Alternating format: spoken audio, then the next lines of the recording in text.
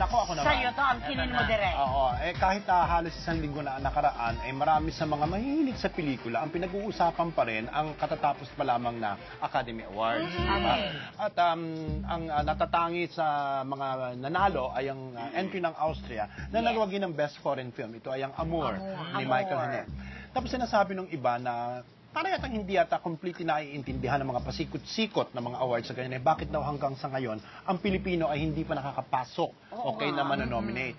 At lalo-lalo ng taong ito na napakaganda ng entry natin. Ito ay ang Buakaw ni Junlana na natatanging entry noong nakaraang Cinemalaya. Never pa ba tayo nakapasok? Wala, yung Bruning nga nagkano din sila. Itong araw, wala? No, kasi ipapaliwanag ko lang ito dahil nakausap ko na si Dante Garcia at yan sino man na nag-attempt na makapasok doon, including sina Soxy Topacio doon sa dead na si Lolo.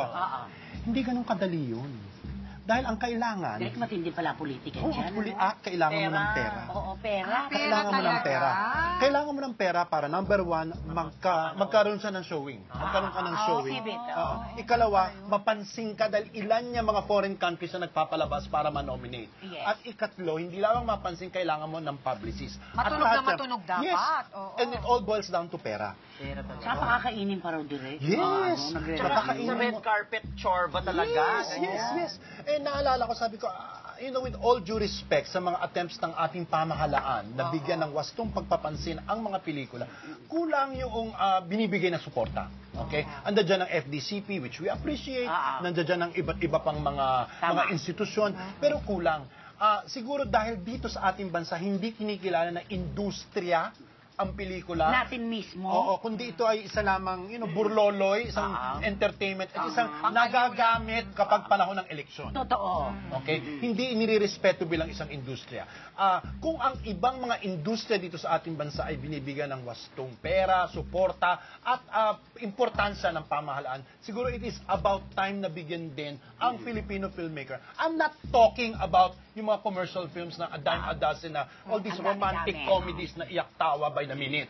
Kundi yung mga tunay na pelikula na ginagawa, lalo-lalo na namang katulad nila Junlana, yung mga pinagsusunugan ng kilay. Kaya ako at magandang materyales. Pag nanonood ka ng foreign film, nakakapasok sa Oscars, minsan naiisip mo, pwede naman lumevel doon. Kaya naman natin kung tutusin ito. Nakakapasok. Pag si Chris Aquino kaya ang gumawa ng isang pelikula na ipapasok sa Oscars, palagay mo direct, mananalo. Ang ganda-ganda ng film nitong ng Austria na si The Myth, maybe if Chris Aquino would produce the movie because she does produce movies now, di ba? Or dahil sa kapatid ng presidente, dapat No. Hindi naman yun ang dapat maging dahilan kung bakit bibigyan ka ng suporta ng gobyerno. lang din. Hindi naman dapat yun ang dahilan. Dapat Dapat ang materyales. No, kasi alam niyo kung papanoorin niyo itong Amour ng Austria. Kaya-kaya gawin ng Pilipino. The best film na 90% 95% ng pelikula sa loob ng isang apartment na ganap. Ay, kinatamaran. Napanood ko nga yung Buakaw, sabi ko malakas yung chance nito. Kasi yung mga napapanood ko na pumapasok sa Oscars na foreign films, medyo ganun yung tema, ganun yung Tsaka yung andar. kakaiba, yung presentan lang atake aso at kaibigan. Yun na nga. Pero aminin natin nung panahon ni former, na si Imelda, First Lady natin, di ba? Suportado naman tayo sa ganyan. Ano ka ba? Saan ba galing sina o doon sa Barely, sa Makuha? Di ba? Sa Russia pa sila kumukuha ng kanilang seminar, di ba? So yun, maybe isang pananawagan to para na isang pampagising din sa mga tao sa gobyerno. Lalo-lalo ang dami-daming nasa show business na nasa loob ng pamahalaan. Yes. Yun na nga rin. Sana bigyan ng wastong perspektibo ang paggawa ng pelikula at sa mga gumagawa ng pelikula at sa industriya ng pelikula. Dahil hindi lamang ito isang burlolo, hindi lamang ito isang laruan, hindi lamang ito isang atapan ng mga politiko, kundi isang industriya at isang sining. Yes. Artist life. Ay, dahil dyan, sining ay buhay. Naman, ito buhay na buhay at party na ng sining. Sining Kambayoka. Anong Kambayoka na? Alam mo, sa PETA yan at sa entablado. Naloloka ang sining Kambayoka. Kambayoka. Dahil dyan, ito na si Miss Kambayoka na si Divine Lee sa kanyang Divine Revelation. Kambayoka. What's in? What's hot? What's trending? Ibibigay namin sa inyo dito lang sa Divine Revelations. Sa part 2 ng ating Divine Trending Revelations, tuloy-tuloy lang ang pagbabahagi ng ating mga favorite celebs ng kanilang summer plans at tips sa paparating na summer. Jonal, summer na. How do you prepare for summer? Well, ako sa Manila, I stay active in sports. Mostly basketball. Hindi, sa konting workout sa bahay lang. Where do you go for summer hotspots? Favorite spots, I think one would be Puerto Galera. A friend of mine has a place there. It's very beautiful.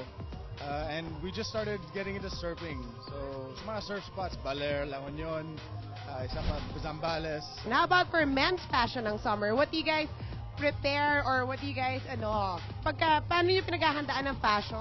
Ako, for summer, the beach, board shorts, sando. Pagdating naman sa girls out there, young actress Carla Humphries shares her summer secrets. Pag summer ba, pinaghahandaan mo ba yun? Nag-workout ka ba? Ganon. Sa tingin ko, alam mo, hindi lang paghahanda, ibig sabihin na physically kailangan mag-workout and everything, but also mentally, yung parang kailangan maging confident ka sa natural state mo. Kung may curves ka, i-flaunt mo. Sa mga kasuotan, ano ba mga uso ngayong summer? As a girl, parang sobrang ini-encourage ko yung mga girls to play like with their nails kasi syempre... Ganda ng paandar mo dyan. Oh, diba? Tsaka sobrang hili ko kapag summer kasi pag nagbe-beach ka, parating nawawala yung tsinelas ko, diba? So, every summer, bumibili ako ng mga bagong tsinelas. Ito naman yung... Summer spots mo, where you want to go or where you're going this summer? You know, I don't believe in planning kasi summer kailangan, kumbaga, kung ano yung gustong gawin ng barkada mo, ng pamilya mo, hindi kailangan it's the same thing every year. Do something new. Batanggenya ako, so I love going back to like Nasubu and stuff like that. Pero, kung bigla akong yayain, tara, mag-road trip tayo, I'm game. Kasi, yun. Oo, masarap nga naman yung mga biglaang plano. So, thank you. At mag-enjoy ka na sa beach. Aba, ito namang aking baon na. Ako'y laging nag-aabang sa iyong baon. Mabilis to. Bakit niyo ba ako ginaganyan? Lagi ko nang inaabangan sa iyong mga baon. Ito direct, very, very light.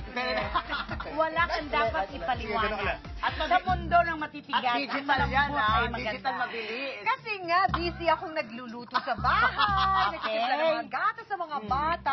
Habang ginagawa ko yun, nabalitaan ko na uumay na pala itong si Yeng Constantino. Sa mga chismis tungkol sa sinasabing ano ba talaga ang kasarian niya, Nay. Si Yeng? Yes! Nakumanda ng hawak kamay na favorite ko na team song na alam mo. Team song nyo. Team song namin ni Papa Sio. Isa sa pinakamagandang musikang Pilipino na ipinanganak, Hawak Kamay. Yes. Pagdating Totoo ng yan. panahon, Maganda talaga yung Liza. kanya. Ano sabi daw ni Ate Yeng? Hindi, napapagod na daw siya kasi nga paulit-ulit kino-question bakit wala daw nalilink sa kanya. Meron naman daw Wala siyang siyang manliligaw, boyfriend. pero wala daw boyfriend. Bakit nga ba? Mula nang lumabas siya sa malaking bahay, sa PBB House, hanggang ngayon nag-uusap-usap tayo. Bakit nga ba wala kasi siyang ipinakikita man lamang na inspirasyon na hindi niya kabaro? Lagi na lagi ng tanong sa kanya kung tomboy ba siya o ano ba Paano talaga. naman yung tomboy, pink ang buhok niya? Violet minsan.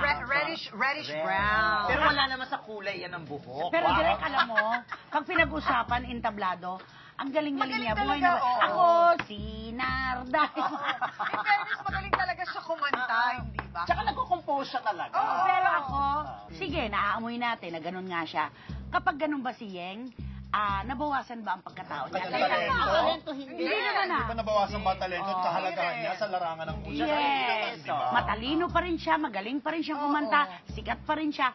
So, hindi nakaapekto ang kung ano man na sinasabi ng iba tungkol sa kanyang Pero kasalanan. in Let's give her time. In fairness, kung totoo man at lumabas siya, natomboy siya, dumadami na. Okay. Oo. Disappointed ka, dude. At saka ano yan, pinakamaganda dito, magkasama naman kayo ni Piolo Pascual sa isang istasyon. Mag-usap lang kayong dalawa, mahihimas-masang ka. Siya din, hindi din siya tinatantanan, di ba? Produkto ng ano ito. Ay, nako, bigatin pa rin po mga kapatid ang mga pasabog natin na Miyerkules. Kaya tutok na, wag bibitiw dahil siguradong ito po ang latest!